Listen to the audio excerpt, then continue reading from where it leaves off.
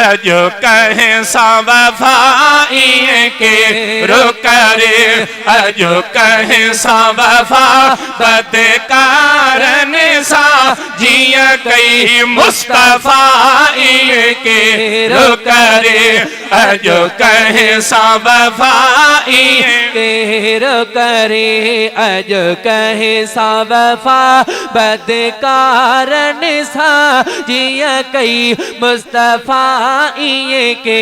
रुकरे है तो सुकून कया पलगन ते पई नगेदार नबिया निंड्रकार कई तो सुकून कया पलगन ते पई नगेदार नबिया निंड्रकार अहिड़े यार संदा गुण याद न थई अहिड़े यार संदा गुण याद न थई कमे कोन ईंदई दुनिया बेवफाई के रुकरे अजो कहे सा वफाई के रुकरे अजो कहे सा वफा बदकारन सा जिया कई मुस्तफाई के रुकरे अजो कहे सा वफा बदकारन सा जिया कई मुस्तफाई के रुकरे है के दो खैर मिलो थई खजाने जो दिस कुर्ब हुसैन जे नाने जो के दो खैर मिलो थई खजाने जो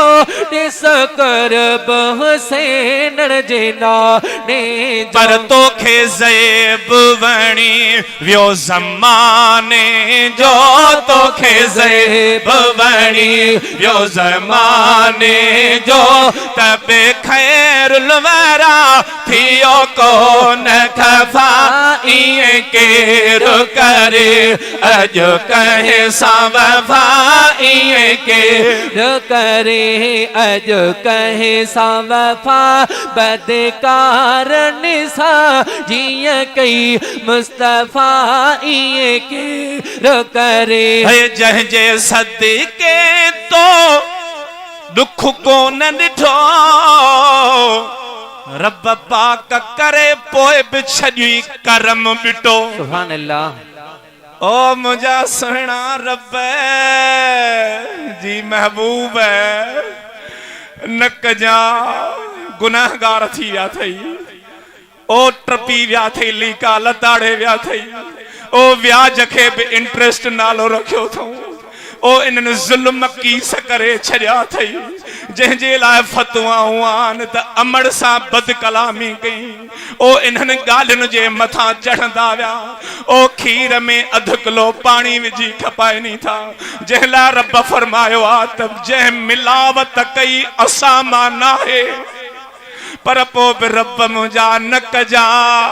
ओ गुंबज़ खिज़रा मां तुंहिंजे मुंहिंजे मथां हथड़ा खई वेठो आहे अज़ाब अचे थो मुस्तफ़ा जे सदके टरी थो वञे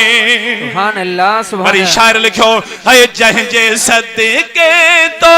दुख को न ॾिठो रब पाक करे छॾी करम बेटो है उन दिल भर जो ॿुधी ना ओ मिठो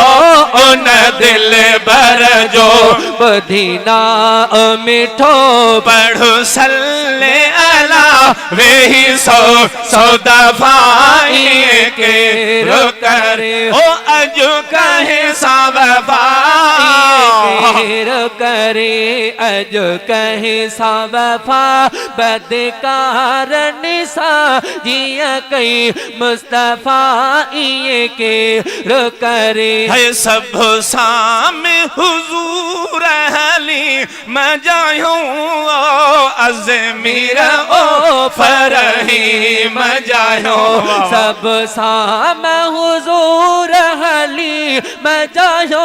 ए अज़मीर ओ फरही मैं जायो जहड़ा तहड़ा उन्हीं करी मैं जायो जहड़ा तहड़ा उन्हीं करी मैं जायो शल जी कंदो शफादार शफा हाज़िर अञा मदीने हलिया ई कोन